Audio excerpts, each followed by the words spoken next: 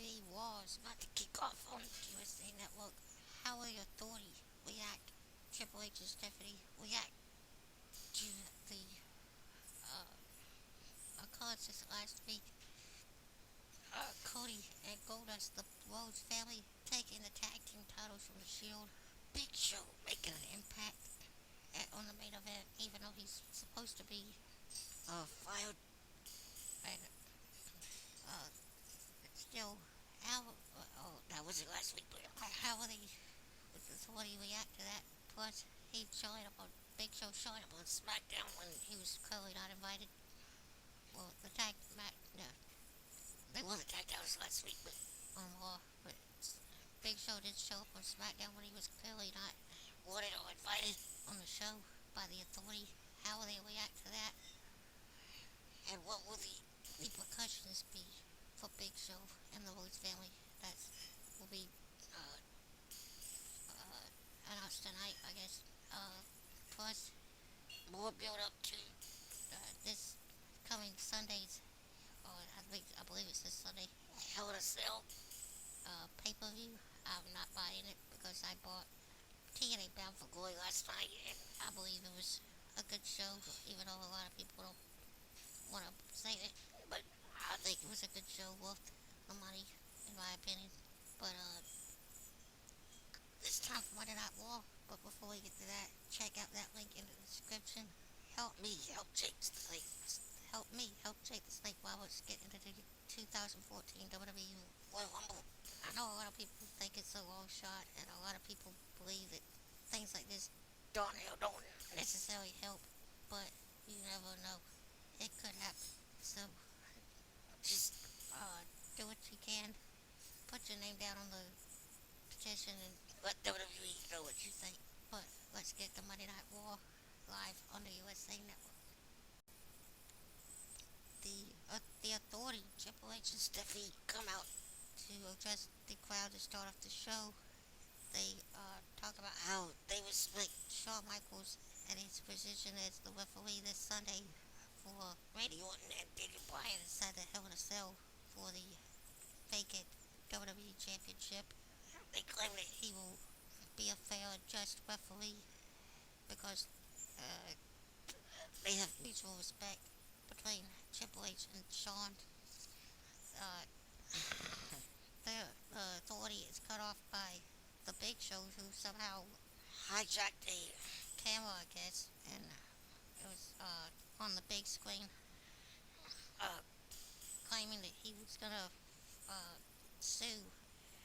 He has begun to sue the Triple H and Stephanie for a number of things, and says that uh, they have a verbal back and forth until Stephanie has someone in the back cut off Big Show's video feed, and Triple H goes on to say that tonight it will be the first match tonight will be Dean Ambrose versus Daniel Bryan. He goes out for Dean Ambrose to make his way to the ring, but instead it's Daniel Bryan embarrassing the Authority figures by coming out first. But coming up next, it's Daniel Bryan versus the United States champion and leader, the true leader of the Shield. No matter what people might think, because there are some people who believe that he's not actually the leader, but I know he is because he's the only one with a singles title in the who's ever had a singles title in the WWE as a member of the Shield. Dean Ambrose 1-on-1 with the number one contender for the WWE champ. Well, not the number one contender, but 1-on-1 with the former WWE champion Daniel Bryan. It's coming up next. It's the first match of the night. Let's see how it turns out. Daniel Bryan picks up a huge win, building big momentum going into Hell in a Cell against Randy Orton, picking up the huge win via submission over Dean Ambrose with the yes no lock. But coming up next, the best in the world, CM Punk addresses the audience and uh, Paul Heyman, his match with Paul Heyman and Ryback this Sunday at Hell in a Cell. Well, Punk have to say he's always very outspoken, very enjoyable to listen to on the mic and then watching the ring. But I have a feeling that Paul Heyman, Ryback, and possibly Curtis Axel will have something to say in road spots, either directly after Punk's done or later tonight. Let's see how. Uh, let's see what goes down. CM Punk comes out to address the Memphis crowd tonight and explain to them exactly what he plans to do to Paul Heyman. He basically says he's gonna make Paul Heyman throughout down each and every side of the cage. Uh, of course, every inch of metal, every inch of steel in that cage. He says he's gonna knock out Ryback before he does that to allow him to have the all he wants of Paul Heyman inside the Hell in a Cell. We then go backstage. Well, it looks like the authority is trying to convince Vicky to go along with something they have planned. Not sure what that is at the moment, but we'll probably find out later tonight. They then go into the private dressing room where Stephanie's on the phone trying to find out how Big Show hijacked the satellite feed uh, and got it on the big screen.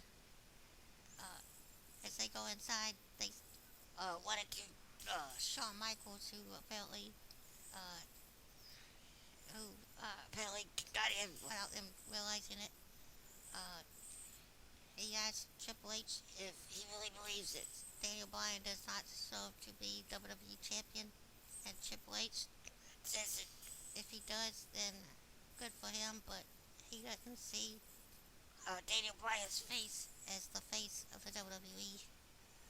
Shawn reminds him that there was one point where in his career where they said the same thing, where people said the same thing about Shawn and about Triple H. Uh, they then said uh, uh, Shawn then admits that things have changed around the WWE and that he seems to be the only one with a sense of humor out of the three of them. He then says that since he is the only one with a sense of humor, he's gonna go have some fun tonight. Apparently, the last member of DX, Shawn Michaels, who still acts like a member of DX, uh, is gonna have some kind of input on the show tonight, some kind of impact on tonight's show. We'll have to wait to see how what he does. But coming up next, they are in Memphis, Tennessee.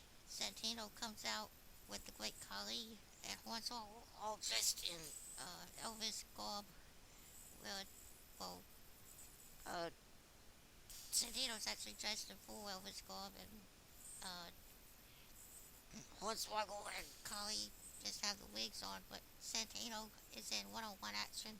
Coming up next against one member of 3MB, the lead singer of the band at 3MB, Heath Slater. I wonder how that's gonna turn out. Kind of not liking Santino, Khali, or Hornswoggle at the moment, but I can kind of see that they're gonna make Santino win this. I'll be very surprised if Heath Slater actually wins, but that would be awesome in my opinion. But let's get back to the show. Uh, Santino Marella, like I said, picks up the win over Heath Slater. After the match, Santino goes to the announcer's table and proclaims that there's only one king of Memphis, and that is the King Jerry Lawler. To a rousing ovation from Lawler's hometown crowd as Lawler got on stood on top of the announce table and did a little shake, rattle, and roll in tribute to Elvis Presley.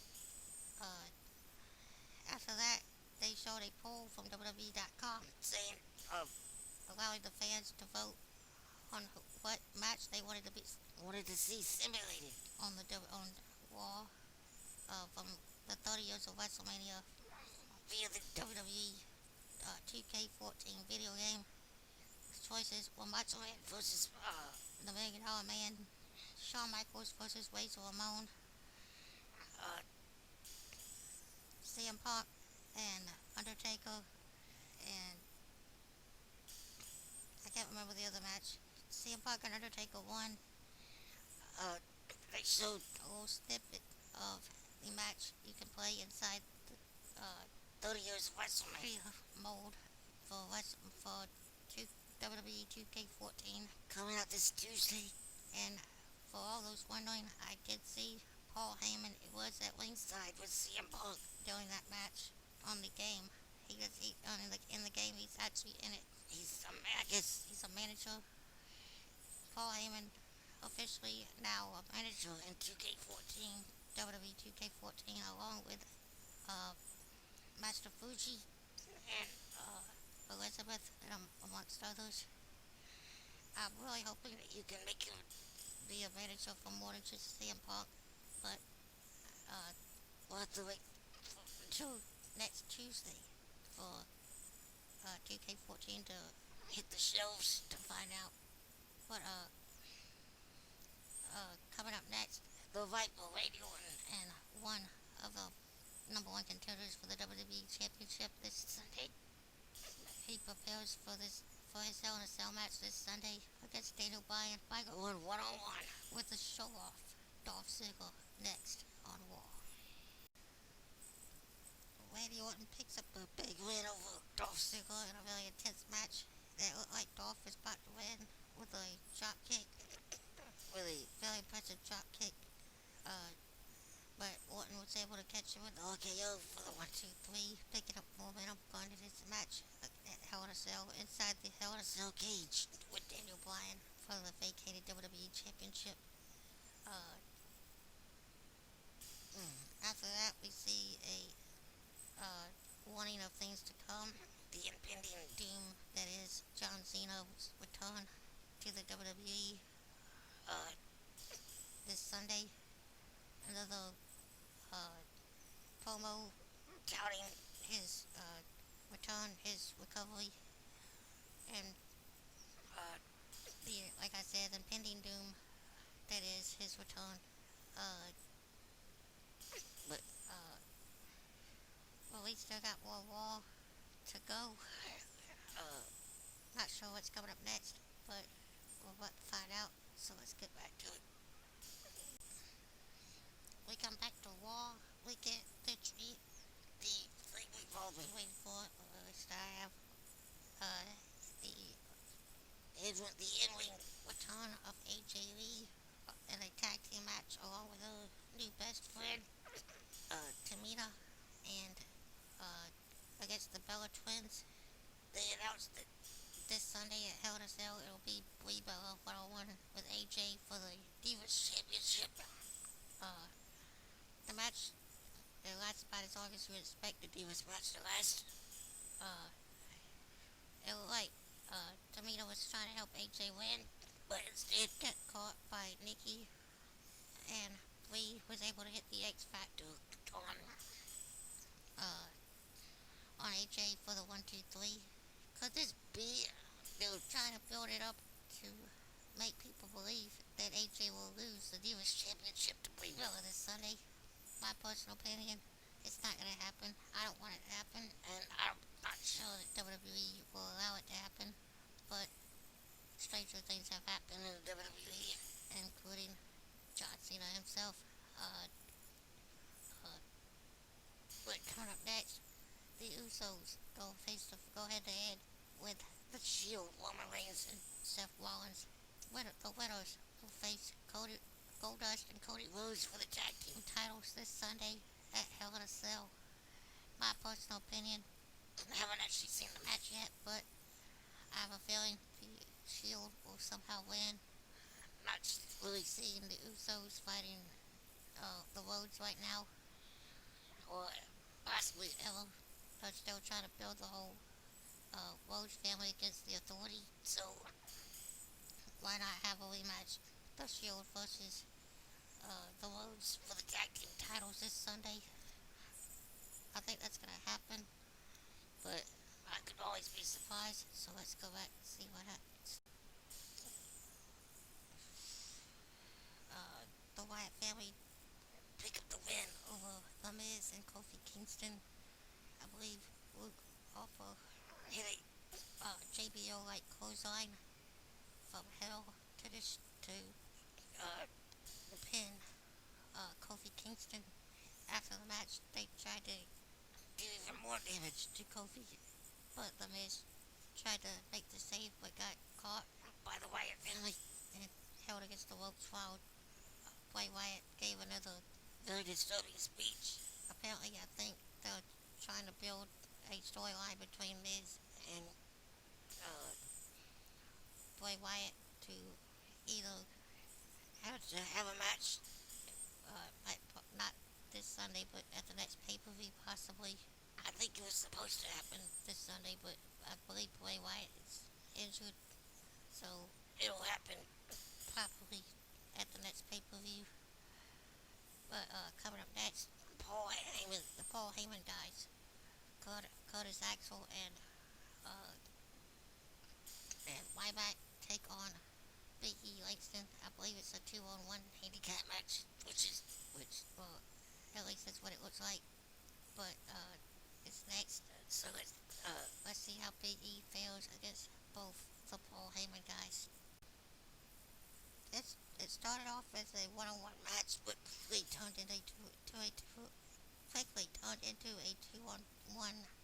Ball is both of the Paul Heyman guys jumped Big E just at the start of the match and continued to double team him until CM Punk comes out with a kendo stick and makes the save, uh, hitting both uh, Axel and Ryback with the kendo stick and beating him until Vicky Guerrero, who is now acting as the general manager of Raw since Big Show knocked out Maddox last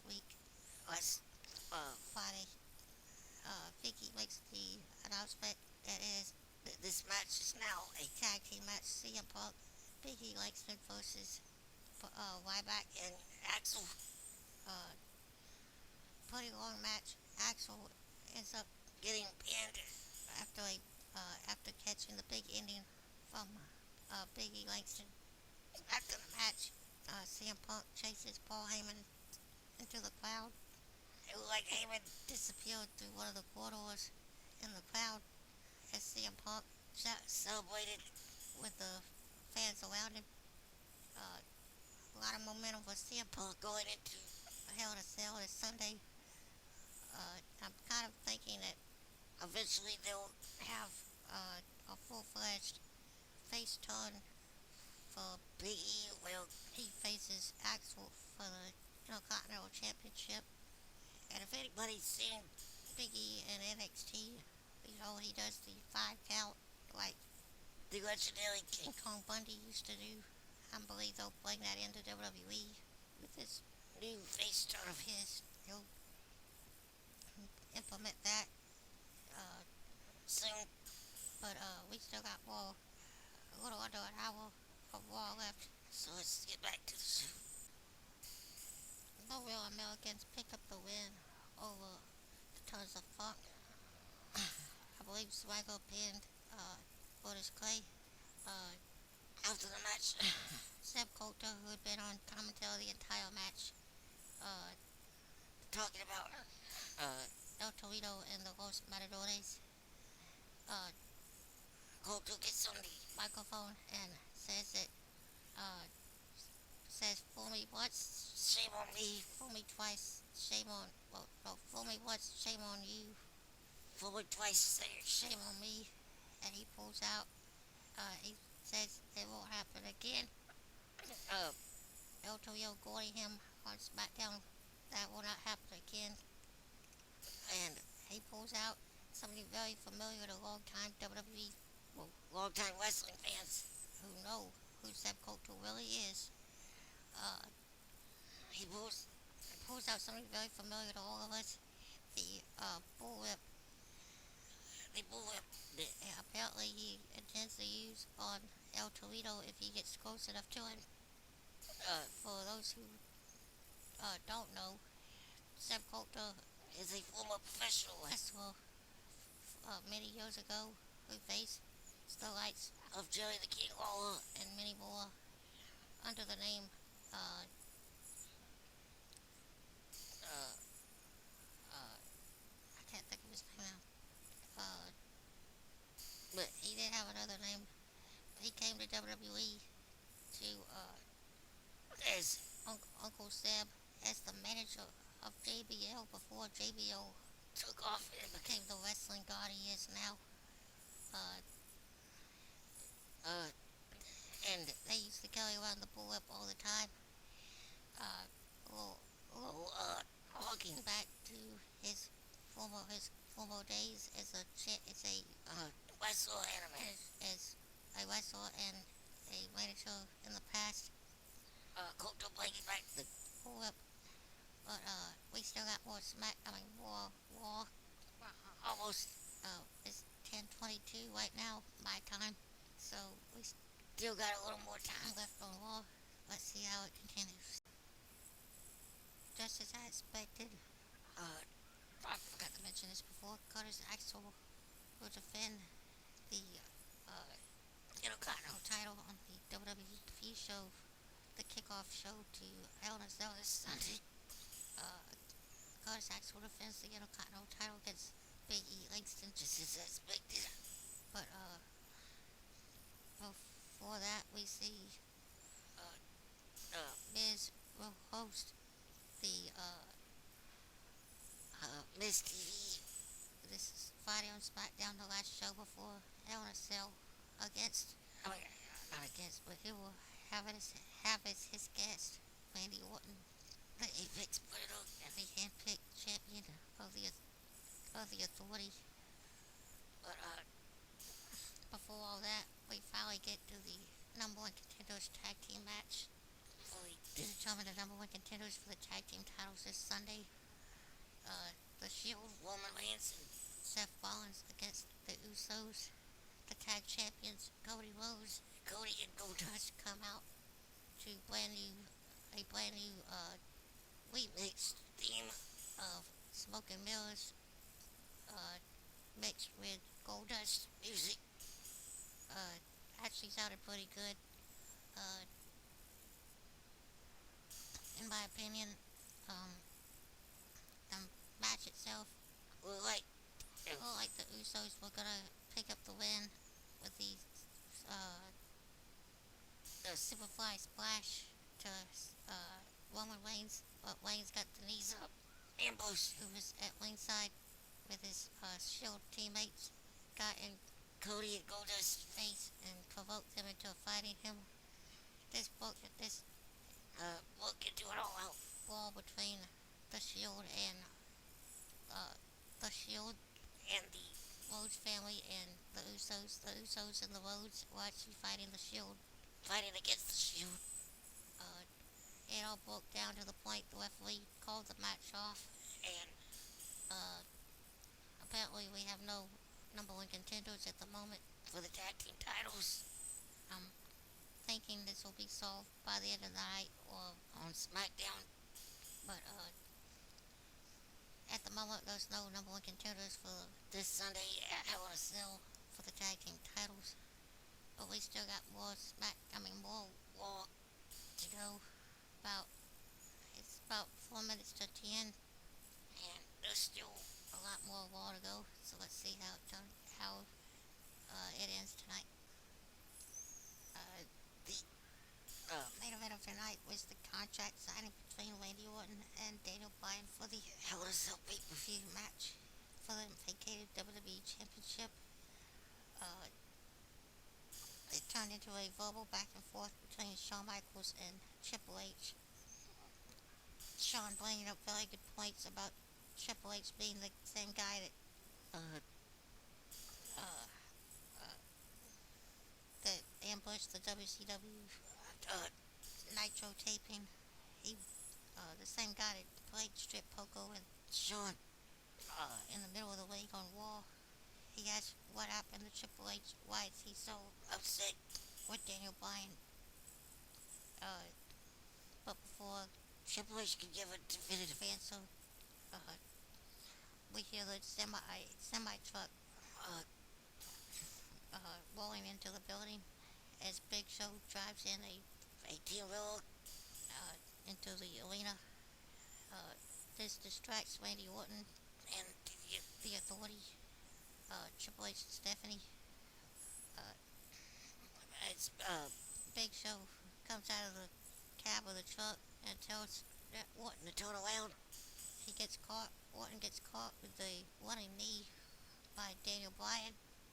As, uh, as Orton's laying there in pain, Daniel Bryan leaves the WWE Universe in a chant of yes before running up the ramp and getting on top of the semi. Well, Big Show is still seated, uh, and leads the crowd in a chant of yes, yes, yes, as the Authority looks on, uh, perturbed, and the fans chant along with Daniel Bryan as WWE Raw goes off the air. Very good Raw tonight. Very good build up going into this Sunday's Hell in a Cell pay per view. Like I've already said, I'm not buying it because I bought TNA Bound for Glory last night. And for those who want to bash it or say it was a terrible show, I happen to enjoy it. But I'll see you. First of all, like, subscribe, and comment. Check out that link in the description. Help me help put Jake Roberts in the 2014 WWE Royal Rumble. And I'll see you Thursday for Impact and Friday for SmackDown. I just found out we will have a rematch for the TNA World Championship on Impact Bully Wave 101 with the newly crowned champion, the newly crowned TNA World Heavyweight Champion, AJ Styles. That is a rematch this Sunday. Not this Sunday, this Thursday on Impact. This Sunday's Hell in a Cell for WWE, but this Thursday, Bully Wade gets his rematch for the world title. It should be an interesting Impact. So I'll see you Thursday and Friday for those shows. And that's it for me. I'm out of here.